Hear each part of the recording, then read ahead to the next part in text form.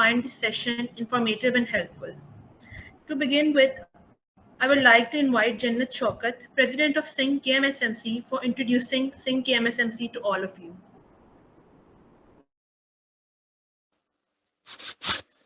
Greetings everybody. I hope आप सब लोग ठीक होंगे और लास्ट सेशन से आप लोगों ने काफ़ी कुछ सीखा होगा. Singh KMSMC has always tried its best to serve its students and society. And the purpose of this session is to provide you the excellent career guidance. So for MRCP, we have Arsalan Tariq. We welcome Dr. Arsalan Tariq, and welcoming him, I want to inform you that Arslan Bhai has been a motivation for all of us, because not just he has aced the curriculum, but he has also given equal input in the co-curricular activities as well. So this is a motivation for all of us that we can manage excellently our curriculum and co-curriculum, and we can also have a promising future despite all our extra activities. So, Singh KMSMC introduction, you guys have already listened to me. I don't want to take much time. So let's officially begin the session. Welcome Arslan Bhai, over to you. जी अस्सलाम वालेकुम, क्या हाल है? सब ठीक हैं जी? हम ना फिर स्टार्ट करें. Yes, करें start. इससे पहले मैं बस एक बात बोल दूं कि like all of you are requested to leave your questions in the chat box regarding the session. We will try to address as many as possible at the end of each session. Dr. Arsalan, over to you. हाँ जी, मैं अब slide share करवा दें तो फिर मैं start करता हूँ. अच्छा जी, मैं आपको थोड़ा सा अपने बारे में इंट्रोडक्शन दे दूं. मेरा नाम डॉक्टर मोहम्मद अरसलान तारिक है. मैं KMSMC K7 बैच से हूँ. ठीक है. 2016 में हमारा एडमिशन हुआ था और मेरी जो ग्रेजुएशन है 2022 की है और हाउस जॉब 2023 की है. तो अभी मुझे 1 ईयर हुआ है पास आउट हुए. तो चलें, अब जो मेरा आज का टॉपिक है वो है MRCP UK, which is basically the membership of Royal Colleges of Physicians of the United Kingdom. अब मैं आपको सबसे पहले इसका इंट्रोडक्शन दे दूं कि ये है क्या. ये बेसिकली एक पोस्ट ग्रेजुएट मेडिकल डिप्लोमा है. ठीक है. ये मेडिकल डिप्लोमा या डिग्री, ये इसमें इस टर्म में ये यूज़ होता है. ठीक है. इसके 3 अवार्डिंग बॉडीज़ हैं जो कि प्रेस्टिजियस रॉयल कॉलेजेस हैं ऑफ फिजिशियंस, लंदन में, एडिनबरा में, ग्लासगो में. इसकी इम्पोर्टेंस ये है कि MRCP is the oldest medical diploma known to man. सबसे पहले जो मेडिकल की डिग्री देना स्टार्ट हुआ था वो सबसे पहले MRCP शुरू हुआ था. ठीक है. और ऑब्वियसली ये पूरी दुनिया में रिकग्नाइज किया जाता है और इसकी ये आपको शो करता है कि आपकी मेडिसिन पे अच्छी ग्रिप है. जी, नेक्स्ट स्लाइड. हाँ, अब सबसे ज़रूरी चीज़ है कि MRCP का स्ट्रक्चर, क्या पार्ट्स होते हैं, कितने होते हैं, कैसे देने हैं. सबसे पहले मैं आपको बताता हूँ कि इसके 3 पार्ट्स होते हैं. ठीक है. जिसमें सबसे पहले पार्ट 1 और पार्ट 2, ये दोनों रिटन एग्जामिनेशंस होती हैं. और फिर हमारे पास आता है practical assessment of clinical examination skills, या जिसे हम पेसिस कहते हैं. ये क्लिनिकल स्किल मतलब एक ऑस्पी टाइप सिचुएशन होती है जिसमें आपको 7 जो कोर नॉलेज है मेडिसिन का उस पर टेस्ट किया जाता है. आपकी एग्जामिनेशन और डायग्नोसिस की स्किल्स देखी जाती हैं. पर मेन कंसर्न मेरा पार्ट 1 और पार्ट 2 है जो कि ज़्यादा रिलेट करता है. मैं ये भी पॉइंट आउट कर दूं कि मेरा जो ज़्यादा कंसर्न है, ज़्यादा फोकस होगा वो जो अभी स्टूडेंट्स हाउस जॉब कर रहे हैं और जो हाउस जॉब से पास आउट हुए हैं उनको बताना होगा कि उन लोगों ने कैसे MRCP को लेकर चलना है. अब पार्ट 1 और पार्ट 2 दोनों रिटन एग्जामिनेशंस हैं. दोनों में हमारे पास हार्ड कोर मेडिसिन नॉलेज चाहिए होता है. जितने भी हमारे डिसिप्लिन हैं मेडिसिन के, कार्डियोलॉजी, नेफ्रोलॉजी, न्यूरोलॉजी, डर्माटोलॉजी, उसकी असेसमेंट होती है. अब इन दोनों में फ़र्क क्या है कि इन दोनों का सिलेबस बिल्कुल सेम है, लेकिन डिफरेंस आ जाता है. एक तो पार्ट 1 में पिक्चर एग्जामिनेशन नहीं होते. पिक्चर एग्जामिनेशन से मुराद है कि when we have ECGs, CT scans, dermatological pictures and histology slides, वो हमें पार्ट 2 में फेस करनी पड़ती हैं. पार्ट 1 में हम उससे बच जाते हैं. और पार्ट 2 का जो एग्ज़ाम होता है वो ज़रा ज़्यादा टफ और बिल्कुल मैं कहता हूँ कि एग्जैक्ट तो नहीं हो सकता कि एक पेशेंट आपके पास सेटिंग में आ रहा है, लेकिन जितना क्लोज आप जा सकते हो ना कि क्लिनिकल सेटिंग के पेशेंट कैसे प्रेजेंट करेगा, आपने कैसे उसका केस लेकर चलना है और कैसे उसका डायग्नोसिस करना है. अब हर पार्ट पे आपके पास 6 अटेम्प्ट्स होंगी पास करने की. पहले एक रूल था कि आपने तीनों पार्ट्स जो है वो पार्ट 1 पास करने के 7 ईयर्स के अंदर अंदर करने हैं, लेकिन अब वो रूल ख़त्म हो चुका है. जी नेक्स्ट स्लाइड। हाँ, अब सबसे बड़ी बात एलिजिबिलिटी, क्योंकि मेरे माइंड में भी बहुत सारे मसले मसाइल थे कि पता नहीं किसी से सुना हुआ था जी कि 3 साल चाहिए होते हैं फिर आप एमआरसीपी दे सकते हो। ऐसा कोई चक्कर नहीं है। आपके पास एक वैलिड जो है प्राइमरी मेडिकल क्वालिफिकेशन की डिग्री होनी चाहिए, जो कि हमारी एमबीबीएस की डिग्री है, जो हम सब ने बड़ी मेहनत से हासिल की है। उसके बाद अगली चीज़ आती है कि आपका 12 मंथ्स का ना एटलीस्ट पोस्ट ग्रेजुएट एक्सपीरियंस होना चाहिए। ये आपकी हाउस जॉब है, मतलब अपनी हाउस जॉब के ख़त्म होने के बाद आप इसके लिए अप्लाई कर सकते हैं और ये टेस्ट दे सकते हैं, ठीक है। और इसमें एक और जो ज़रूरी चीज़ है कि आपको ओईटी, आइल्स कोई भी लैंग्वेज टेस्ट जो है वो एमआरसीपी देने के लिए नहीं चाहिए, एमआरसीपी की डिग्री लेने के लिए भी नहीं चाहिए। वो आपको सिर्फ तब चाहिए अगर आपने स्पेसिफिकली यूके में प्रैक्टिस करना है, क्योंकि ज़ाहिर है अब इंग्लैंड में प्रैक्टिस करना है तो इंग्लिश तो आनी चाहिए ना। तो वहाँ पर उनके थोड़े से ये क्राइटेरिया हैं कि वो आपका लैंग्वेज टेस्ट चेक करते हैं कि आपकी इंग्लिश फ्लुएंट है, इसलिए वहाँ पे जीएमसी रजिस्ट्रेशन के लिए ना ये चीज़ चाहिए होती है। हाँ जी नेक्स्ट। ठीक है, अब बात करते हैं जनरल प्रिपरेशन की। मैंने ना ज़रा एक टफ सी लाइन लिखी है, preparing for the MRCP requires a strategic approach given the comprehensive content of the assessment you must have a thorough medical knowledge and crystal clear concepts. It is true, लेकिन ये ज़रा teachers वाली बात है तो let's get really into it. अब इसमें सबसे पहली चीज़ होती है क्वालिटी ओवर क्वांटिटी, ठीक है। एमआरसीपी आप कहीं से भी पढ़ रहे हैं ना, इसमें आप रश नहीं कर सकते, क्योंकि आपको उस चीज़ का कॉन्सेप्ट बहुत क्लियर होना चाहिए। मुझे पता है कि एमबीबीएस में बहुत जो अच्छे स्टूडेंट्स होते हैं उनकी आदत होती है कि वो 2, 3, 4 दफ़ा सिलेबस को रिवाइज करना प्रेफर करते हैं कि अब जब तक वो उनकी मेमोरी का कांस्टेंट पार्ट नहीं बन जाता। मेरी एमआरसीपी में अप्रोच थोड़ी डिफरेंट है। वो इस तरह से है कि मैं कहता हूँ कि एक चीज़ को, जिस तरह हम अपने हॉस्टल में ना हम अपने दोस्तों में एक टर्म यूज़ करते हैं कि गो फॉर द किल, कि आपने जो एक दफ़ा पढ़ना है वो बहुत अच्छे से पढ़ना है, माइंड में बिठा कर कॉन्सेप्ट क्लियर करके। इसमें आप साथ छोटी मोटी वीडियोस देख के अपनी हेल्प कर सकते हैं, इस तरह यूट्यूब पे देख सकते हैं, कहीं और से रेफरेंस बुक से पढ़ सकते हैं। पर ये जो आप 5-10 मिनट एक्स्ट्रा लगा रहे हैं ना, ये आपके लिए बहुत बेनिफिशियल होंगे लॉन्ग टर्म में, क्योंकि यहाँ पे आपको ना सिर्फ क्लिक करना ज़रूरी नहीं है, यहाँ पे आपको ऑप्शंस रूल आउट करने पड़ते हैं। एवरेज टाइम मैंने आपके सामने लिख दिया है 4 महीने। 4 महीने में बात कर रहा हूँ उस स्टूडेंट की या उस डॉक्टर की जो हाउस जॉब से पास आउट हुआ है और उसने एक जॉब ले ली है जो कि एक मॉडरेट किस्म की जॉब है, 7 hours 6 hours let's say 8 hours की जॉब है, वो कर रहा है रोज। उसके साथ उसको एटलीस्ट 4 मंथ्स देने पड़ेंगे। लेकिन ऑब्वियसली ये आप लोगों पे डिपेंड करता है। आप कुछ लोग ज़्यादा ब्राइट होते हैं, कुछ इंटेलिजेंट होते हैं, कुछ को थोड़ा टाइम चाहिए होता है, तो एवरेज ऑन एवरेज 4 मंथ्स में ना हर बंदा इस चीज़ को टैकल कर लेता है।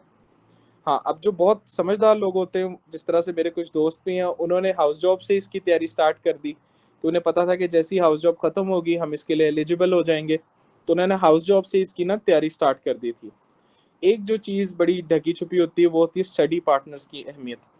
हमें 5 साल पता नहीं चलता, हम सारे हॉस्टल में बैठ के इकट्ठे हंसते करते पढ़ लेते हैं, लेकिन जब आप हाउस जॉब से निकलते हैं ना, हाउस जॉब तक कहते हैं हनीमून पीरियड होता है, उसके बाद ना आपको पता चलता है कि हर बंदा अपने रूट पे है, तो फिर आपको ना स्टडी पार्टनर्स नहीं मिलते, जो कि एक मोटिवेशन भी है, डिस्कशन भी आप कर सकते हैं। तो इसके लिए बहुत सारे ग्रुप्स अवेलेबल हैं ऑनलाइन, बेशुमार ग्रुप्स हैं, वहाँ पे आप किसी के साथ भी कांटेक्ट कर सकते हैं, उनको बता सकते हैं कि आप प्रिपेयर कर रहे हैं let's say for October diet, तो वो इंटरेस्टेड हो तो आप आपस में कोऑर्डिनेट करके ना एक बहुत ही अच्छा स्केड्यूल बना सकते हैं। फिर रिवीजन और निमोनिक्स। रिवीजन इस सेंस में कि एमसीक्यूज को गो थ्रू करना, बार बार कॉन्सेप्ट्स को गो थ्रू करना।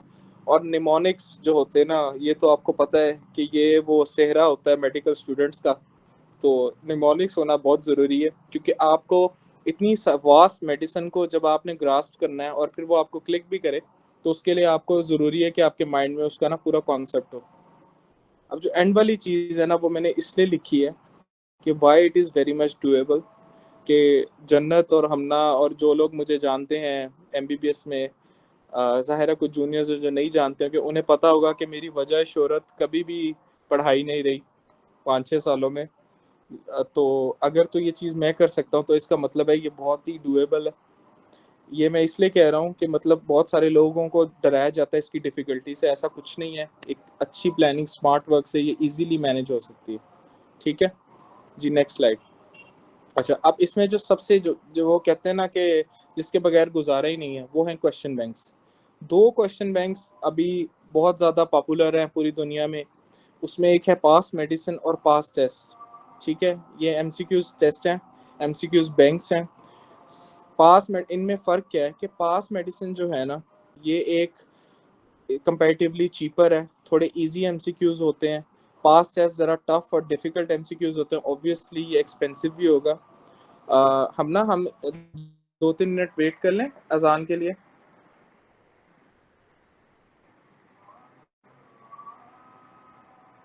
जी श्योर। जो क्वेश्चन बैंक है वो बड़ा है पास मेडिसिन से, लेकिन ये पार्ट 2 के लिए, पार्ट 1 के लिए पास मेडिसिन इनफ है, ठीक है। नेक्स्ट। हाँ, अब देखिए, जिस तरह से अगर तो आप मेरे जैसे हैं कि जो डायरेक्ट एमसीक्यूज अटेम्प्ट नहीं कर सकते, मतलब हमें होता है कि हम कोई ना कोई बुक्स पढ़ लें पहले, फिर हम एमसीक्यूज के ले जाएं। कुछ लोग होते हैं डायरेक्ट एमसीक्यूज पढ़ते हैं और उसकी एक्सप्लेनेशन से अपनी प्रिपरेशन कर लेते हैं। तो इसमें कुछ स्टडी मटेरियल्स हैं, जिसमें एक बुक बड़ी पॉपुलर है, स्टेप अप अल मगरेबी के नोट्स हैं एमआरसीपी के। एक हाई यील्ड नोटबुक होती है पास मेडिसिन की, उनकी सब्सक्रिप्शन में ही होती है उनकी ऐप में। मैंने बेसिकली ये हाई यील्ड नोटबुक पढ़ी थी पास मेडिसिन की, ठीक है। इसके अलावा फिलिप कालरा की बुक है एक्सटेंसिव, बाकी तीनों जो है एक्सटेंसिव बुक्स हैं। तो ये जो फर्स्ट 2 है ना, ये ज़रा ज़्यादा प्रेफर्ड है। Next please. हाँ, अब देखिए एग्जाम फॉर्मेट क्या है। एमआरसीपी जो है ना, ज़रा थका देने वाला एग्जाम है। ये एक 1 डे एग्जाम होते हैं, पार्ट 1 और पार्ट 2, और इसमें 2 पेपर्स होते हैं, 3 आवर्स ईच। इसमें 100 मल्टीपल चॉइस होते हैं और आपका कंप्यूटर बेस्ड होता है। पहले रिटन वाला बिल्कुल ख़त्म हो चुका है। अब जो एमसीक्यूज है ना, मैं यहाँ पे एमसीक्यूज का स्ट्रक्चर आपको बताता हूँ कि एमसीक्यूज जो है ना, वो बड़े सिंपल, मतलब इतने लंबे लिखे नहीं होते, लेकिन उनके जो डिफिकल्टी लेवल होता है वो एक डिफरेंट तरह का होता है। वो फिर हम आगे डिस्कस करते हैं। इसके अलावा जो पेसेस है वो एक क्लिनिकल सेटअप है, क्लिनिकल सिनेरियोज के एग्जाम होते हैं। नेक्स्ट। हाँ, ये अब आ गए वही के जो चीज़ हमारी जेबों पे गिरा गुजरनी है, खैर वर्थ इट होगा। तो पार्ट 1 और पार्ट 2 की फ़ीस आपके सामने है। ऑब्वियसली यूके के कैंडिडेट्स की थोड़ी कम होती है, इंटरनेशनली ज़्यादा होती है, और पेसिस जो होता है वो भी सिमिलर हिसाब है उसका। तो ये जो पार्ट 1 और पार्ट 2 है, 4 टाइम्स होते हैं, पहले 3 दफ़ा होते थे, अब 4 दफ़ा होते हैं 1 साल में, और पेसिस 3 टाइम्स होते हैं। जी नेक्स्ट। हाँ, अब जो सबसे बड़ा क्वेश्चन आता है ना लोगों को, लेट्स से कि एक बच्चा फाइनल ईयर में और वो पूछता है कि अब प्लेब भी रूट है इंग्लैंड जाने का, एमआरसीपी भी इंग्लैंड जाने का रूट है, तो हम किसको प्रेफर करें, किसकी तरफ जाएं और डिफरेंस क्या है। सबसे पहले तो आप समझें कि प्लेब एक सिंपल लाइसेंसिंग एग्जाम है, जबकि एमआरसीपी एक सर्टिफिकेशन एग्जाम है। आपको सर्टिफिकेट मिलेगा, आपको पोस्ट ग्रेजुएट डिग्री मिलेगी एमआरसीपी की। प्लेब जो है वो सिर्फ एक आपको इंग्लैंड का लाइसेंस मिलेगा, ठीक है। प्लेब सिर्फ आपने इंटरनेशनल स्टूडेंट्स ने देना है, और जो एमआरसीपी है वो यूके और इंटरनेशनल दोनों के लिए कंपलसरी है।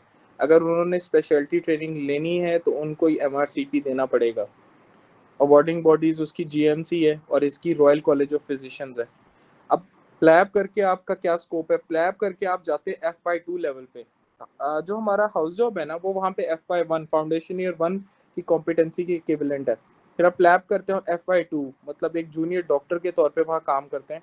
जबकि MRCP क्लियर करने के बाद आप ST3, मतलब बिल्कुल आपकी मेडिसिन की ट्रेनिंग, कोर ट्रेनिंग एंड हो चुकी है, आप उस लेवल पे जाते हो और मेडिसिन के रजिस्ट्रार की कॉम्पिटेंसी पे आप जो है ना वो आप पे अप्लाई होती है। तो एमआरसीपी करके मेड रेज लग सकते हैं। ऑब्वियसली प्लैब की डिफ़िकल्टी बहुत इजी है compare to MRCP. MRCP difficult है। अब डिफरेंस ज़रा समझें, क्योंकि ये बातें होती हैं जो आप जब जब करता है तो फिर उसे समझ आती हैं। प्लैब में वो आपको बीट करते हैं टाइम से, या वो कोशिश करते हैं स्टेटमेंट्स लंबी लंबी रख के ना, लेकिन जो एमआरसीपी है ना, उसमें एमसीक्यूज की स्टेटमेंट इतनी लंबी नहीं होती। उसमें आपको वो बीट करते हैं कि वो वेग सिनेरियोज, बिल्कुल क्लिनिकल सिनेरियोज देते हैं, और फिर वो आपकी देखते हैं कि आपकी डिफरेंशियल रूल आउट करने की एबिलिटी कितनी अच्छी है। वो तभी पॉसिबल है जब आपने एमसीक्यू सारे फोकस से किए हों, आपने बुक्स अच्छी पढ़ी हों, और उसके बाद आपने क्लियर कॉन्सेप्ट रखा हो, फिर आप वहाँ पे रूल आउट करते हैं और एक अपना डायग्नोसिस दे देते हैं, ठीक है जी। Next slide. अब बेनिफिट्स क्या हैं। अब वो कहते हैं कि एमआरसीपी क्यों किया जाए, क्यों कोई और एग्जाम ना किया जाए। एक तो बात आपके सामने है कि ये एक डिग्री है, डिग्री की जैसे आपकी एमबीबीएस की डिग्री की हर तरफ वर्थ है, जहाँ जाएंगे वो ये तो कहेंगे ना भाई आप डॉक्टर हैं। इसी तरह एमआरसीपी एक डिग्री है। प्रोफेशनल रिकग्निशन पूरी दुनिया में ये रिकग्नाइज होती है। रिकग्नाइज पे हम ज़रा डिटेल्ड में बात करेंगे कि किस तरह से रिकग्नाइज होती है, ठीक है। रिकग्नाइज होती है, सबको पता है कि ये बंदा कॉम्पिटेंट है। ख़ास तौर पे अगर पाकिस्तान में बात करें तब भी आपको अच्छी खासी रिकग्निशन मिलती है। दूसरा जो पॉइंट है रेज्यूमे को इन्हांस करने वाला, अब ये मेरी जो मेन वजह थी ना MRCP अटेम्प्ट करने की वो यही थी। मेरा रूट तब प्लैब ही था, लेकिन मैंने MRCP इसलिए दिया कि क्योंकि सैचुरेशन ज़्यादा हो रही है, तो अगर मैं वहाँ पे जाऊँगा और मेरी अगर CV में एक MRCP लग रहा है तो ऑब्वियस है जो उनके स्टैंडर्ड का एग्ज़ाम है वो उसको प्रेफर करेंगे। तो ये बहुत मेन पॉइंट है। फिर ग्लोबल अपॉर्चुनिटीज़, वर्ल्ड वाइड आपके लिए दरवाजे खुल जाते हैं। प्रोफेशनल डेवलपमेंट, देखिए जब आप हाउस जॉब में आएंगे ना आप ये बात फील करेंगे कि तब ये चीज़ मैटर नहीं करती कौन अच्छा सिंगर है, कौन अच्छी क्रिकेट खेलता है, कौन क्या करता है। तब एक ही गोल्ड स्टैंडर्ड होता है, वो होती काबिलियत।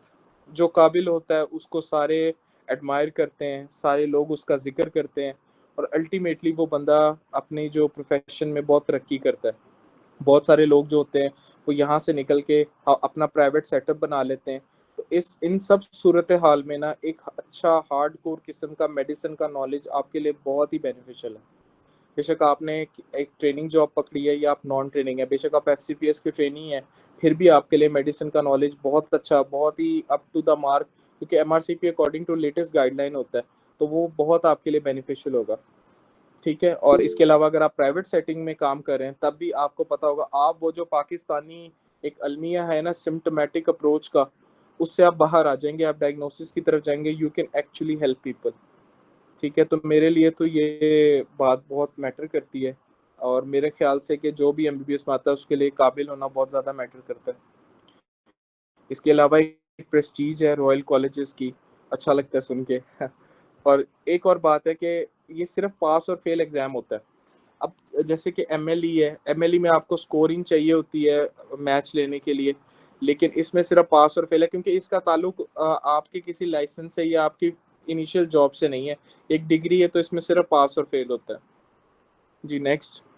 हाँ, अब बात करते हैं रिकग्निशन की। बहुत सारे लोग मेरे से पूछते हैं कि अरसलान भाई ये कहाँ रिकग्नाइज है, मतलब उनका कहने का मतलब होता है कि MRCP में दूंगा और एक मुल्क फ़ौरन मुझे जॉब ऑफर कर देगा। देखिए ये कहीं भी ऐसा असूल नहीं है, अनलेस कि वो उस मुल्क के लिए स्पेसिफिक चीज़ नहीं है। जैसे UK के लिए MRCP या प्लैब है, अमेरिका के लिए USMLE है, ऑस्ट्रेलिया के लिए AMC है।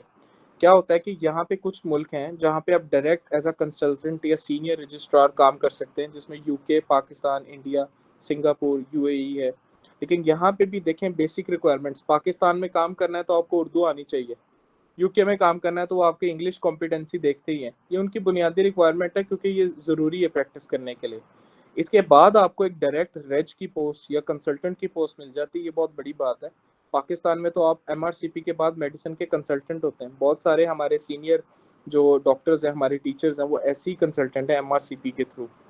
और इस वैसे उसके अलावा लेट्स से कि आप ऑस्ट्रेलिया जाना चाहते हैं, आप AMC क्लियर करते हैं, उसके बाद भी आपके जॉब चांसेस सिग्निफिकेंटली इंक्रीज हो जाएंगे जब आपकी CV के अंदर MRCP लगा होगा, क्योंकि उन्हें पता होगा कि एक इंटरनेशनल स्टैंडर्ड का इसने एग्जाम दिया है तो ये मैनेज कर सकता है चीज़ें, ठीक है। और जाहिर है फिर आपकी करियर प्रोग्रेशन भी उस तरह से ही होगी।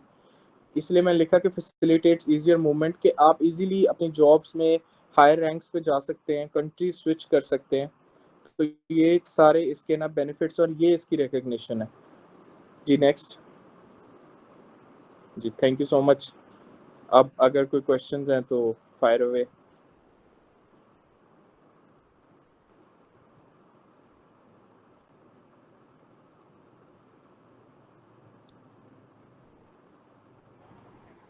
Thank you, Dr. Arsalan, for your comprehensive guidance on MRCP. We have some questions from our audience. You are requested to kindly answer them. अच्छा जी, पहला क्वेश्चन ये आया मेरे पास, MRCS या MRCP। देखें डिफरेंट डोमेन्स है ना, डिपेंड करता है कि आपने सर्जरी में जाना है या मेडिसिन में जाना है। अगर तो आपने सर्जरी में जाना फिर आप MRCS की तरफ जाएं, अगर आपने मेडिसिन में जाना तो MRCP की तरफ जाएं। One question is, what is the difference between MRCP and PLAB? आप वो देखें ना, वो तो मैंने एक्सटेंसिवली कवर कर दिया कि प्लैब एक लाइसेंसिंग एग्जाम है और MRCP एक डिग्री एग्जाम है। प्लैब के बाद आपको लाइसेंस टू प्रैक्टिस मिल जाएगा। एमआरसीपी के बाद आप ST3 लेवल की अपनी कॉम्पिटेंसी का प्रूफ दे देंगे कि आप मेडिसिन की ट्रेनिंग की हुई है आपने, मतलब आपको मेडिसिन आती है। Okay. Difference between MRCP and FRCS. अच्छा, FRCS जो है ना वो तो चली जाती है सर्जरी वाली साइड पे। यहाँ पे जो चीज़ है ना कंसिडरेट वो है FRCP। FRCP जो है ना ये एक एक्लोड है, मतलब समझ ले कि एक रिकग्निशन है आपकी सर्विस की, जो रॉयल कॉलेज आपको अवार्ड करता है जब आप उनको अप्लाई करते हैं। इसका आपकी ट्रेनिंग से कोई ताल्लुक नहीं है, मतलब ये आपके लिए किसी सूरत कंपल्सरी नहीं है, ये बस एक तमगा इम्तियाज है समझ लें। जो आप जब अप्लाई कंसल्टेंट बन के आप रॉयल कॉलेज को कहते हैं या आपको कोई रिकमेंड करता है कि ही इज़ अ मतलब established doctor, he is a very competent doctor, तो फिर वो आपके एक्नॉलेजमेंट में आपको फेलोशिप देते हैं अपने रॉयल कॉलेज की।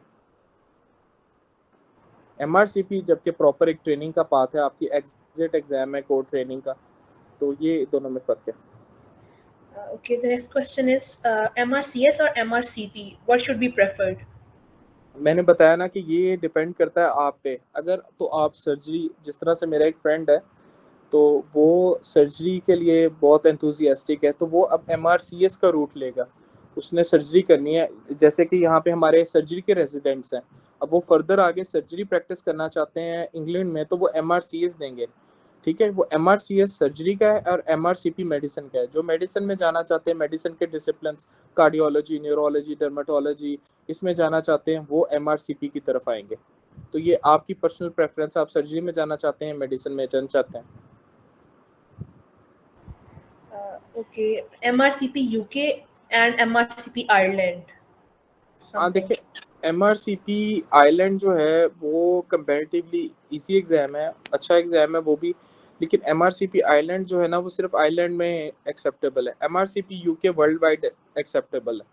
तो ये बस दोनों में, क्योंकि MRCP आई जो है आइलैंड वाला वो ज़रा न्यूली एस्टेब्लिश्ड है, तो उसकी इतनी ज़्यादा मतलब वर्ल्ड वाइड जो है ना डोमेन्स नहीं है।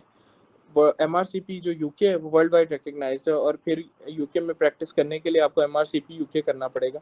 जो तो स्ट्रेट फॉरवर्ड आइलैंड जाना चाहते हैं उनके लिए बहुत ही अच्छी ऑप्शन है। Can you work in UK by clearing MRCP only? हाँ जी बिल्कुल, आप अगर MRCP क्लियर कर लेते हैं तो आप वहाँ पे रजिस्ट्रार, मेडिकल रजिस्ट्रार की पोस्ट पे जाके अप्लाई कर सकते हैं। बहुत सारे हमारे सीनियर जो जहाँ पे FCPS कर रहे थे उन्होंने MRCP करके वहाँ पे रजिस्ट्रार लग गए हैं। रजिस्ट्रार से मुराद होता है कि आप वार्ड के इंचार्ज होते हो, ठीक है, आप राउंड्स भी करते हो, और उसके बाद अगर आप अपनी कॉम्पिटेंसी साइन करवा रहे थे कंसल्टेंट से तो आप डायरेक्ट स्पेशलिटी ट्रेनिंग में एंटर हो सकते हो। आपकी जो कोर ट्रेनिंग के 3 साल है ना मेडिसिन के, वो स्किप हो जाते हैं। यही तो एडवांटेज है MRCP का। Can we take all the parts in Pakistan? बिल्कुल, सारे पार्ट्स पाकिस्तान में अवेलेबल है, अब हो जाते हैं। पेसिस के भी सेंटर है, अब मैंने तो देखे दोनों पार्ट्स पाकिस्तान में दिए हैं, पेसिस भी हो जाता है पाकिस्तान में।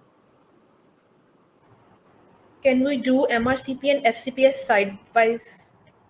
हाँ जी, और मैं तो ये आपको रिकमेंड करता हूँ कि आप ये चीज़ करें। एक बंदा FCPS दे रहा है उसको लाजमी MRCP देना चाहिए। एक तो ये चीज़ कि उसकी करियर प्रोग्रेशन बहुत अच्छी, उसकी ग्रिप बहुत ही अच्छी हो जाएगी, क्योंकि ज़ाहिर है MRCP एक वर्ल्ड स्टैंडर्ड की उसमें तैयारी होती है, उसमें नॉलेज उस तरह का होता है। प्लस कि उसके लिए एक रूट खुल जाता है कि वो ट्रेनिंग के साथ अगर यूके शिफ्ट करना या कहीं बाहर शिफ्ट करना चाहता है तो वो भी उसके लिए बहुत ईजी हो जाता है। तो ये तो बल्कि रिकमेंडेड है कि you should always go for MRCP with FCPS। How to get GMC registration through MRCP pathway? देखें, you have to complete all the 3 parts, right? Part 1, part 2 and PACES, and then when you give an OET or language test, then you can go for GMC registration. OET सिर्फ, और जो IELTS है वो आपको GMC registration के लिए चाहिए। आपका MRCP कंप्लीट होगा, फिर आप OET करेंगे तो आपको GMC रजिस्टर कर देगा, लाइसेंस दे देगा। Okay, that's all. Thank you, Dr. Arsalan, for sharing your valuable knowledge and experience with us today. Your guidance has been incredibly enlightening, and we are truly grateful for your time and support. Thank you so much. ये बस आखिरी question था कि MRCP part 2 के लिए कितना time चाहिए, तो इसके लिए भी ऑन एवरेज आपको 3-4 मंथ्स चाहिए। ऑब्वियसली इट इज़ ईजियर और इस प्रेफर्ड कि आप फ़ौरन से MRCP 1 के बाद MRCP 2 दे दें, ठीक है, क्योंकि आपका नॉलेज फ्रेश होता है, तो टाइम कम भी हो सकता है, क्योंकि अगर आपका नॉलेज अच्छा होगा। That's all. हमारे पास एक और क्वेश्चन है कि why did you prefer to give PLAB as you have already cleared MRCP? Actually, the point was that in my house job, I cleared my IELTS and then I went for PLAB. I booked my PLABs. आपको पता है PLAB की एक timeline होती है, 7-8 महीने पहले आपने बुक करवा लेना होता है। तो मैं PLAB बुक करवा चुका था फेब का। अब मेरे पास दरमियान में जो 6 मंथ्स का गैप था ना, वो मैंने सोचा कि उसको मैं यूटिलाइज करूँ अपनी CV इम्प्रूव करने में और अपने जॉब प्रोस्पेक्ट के लिए। इसलिए मैंने दरमियान में MRCP पार्ट 1 दे दिया। PLAB में पहले का बुक करवा चुका था। Okay. Please explain PACES in detail. अच्छा, पेसिस जो है ना, पेसिस बेसिकली एक क्लिनिकल सिनेरियो बेस्ड एग्जाम है। इसमें जिस तरह डिफरेंट हॉस्पी स्टेशंस होते हैं, वैसे ही इसमें स्टेशंस होते हैं और इसमें आपको ज़ाहिर है एग्जामिन करना है, पेशेंट को पूरी हिस्ट्री लेनी है, एग्जामिन करना है, फिर अपना डायग्नोसिस देना है। ठीक है, जैसे आप प्लैब 2 मतलब प्लैब 2 की एक ज़रा सुपीरियर किस्म की फॉर्म होती है कि आपने इसमें सारा डायग्नोसिस करके एग्जैक्ट आपने ना उसका मतलब आपने सारी एग्जामिनेशन करके उसका डायग्नोसिस करना है। इस तरह से आपके कोर मेडिसिन के जो स्किल्स होते हैं ना, वो चेक हो जाते हैं। ठीक है, ये पेसिस होता है। So, any experience other than house job is required for part 2 or PACES? No, पेसिस के लिए क्या चीज़ है, पेसिस के लिए रिकमेंडेड है कि आपका ना 2 ईयर्स का ना मेडिसिन का एक्सपीरियंस हो। उसकी वजह ये है कि आप क्लिनिकल सिनेरियो को उस तरह से पिक नहीं कर सकते। तो इसलिए मैं कह रहा हूँ कि जो FCPS कर रहा है ना, ये पूरी 2 ईयर्स में आपका MRCP 1, 2 और पेसिस ये आ जाता है। तो समझ लें MRCP करने के लिए आपको 2 ईयर्स की ड्यूरेशन चाहिए। तो अगर आप FCPS कर रहे हैं तो आप FCPS के फर्स्ट ईयर में पार्ट 1 पार्ट 2 दे के सेकेंड ईयर में पेसिस दे सकते हैं। इसी तरह अगर आप बाहर चले गए प्लैब की जॉब करके, आप नॉन ट्रेनिंग जॉब करने के बाद दे सकते हैं। तो ये टोटल टाइम ये चाहिए होता है आपको, 2 ईयर्स चाहिए होता है। Okay.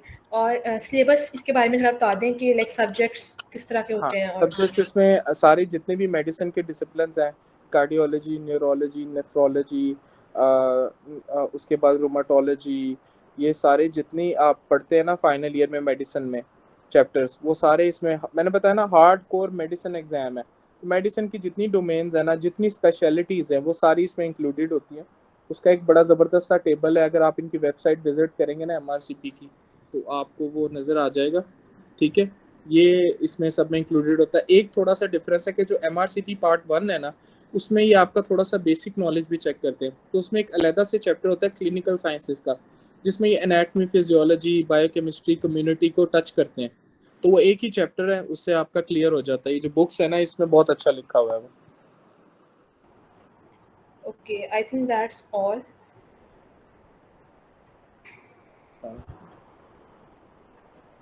यस, ठीक है जी, best of luck everyone.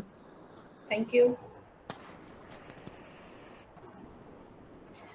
Thank you to all the participants for making this webinar a success. We hope you leave with a wealth of information. Our next webinar is on OET guidance at 8 p.m. Those who are interested can join that too. Have a great day. Allah Hafiz.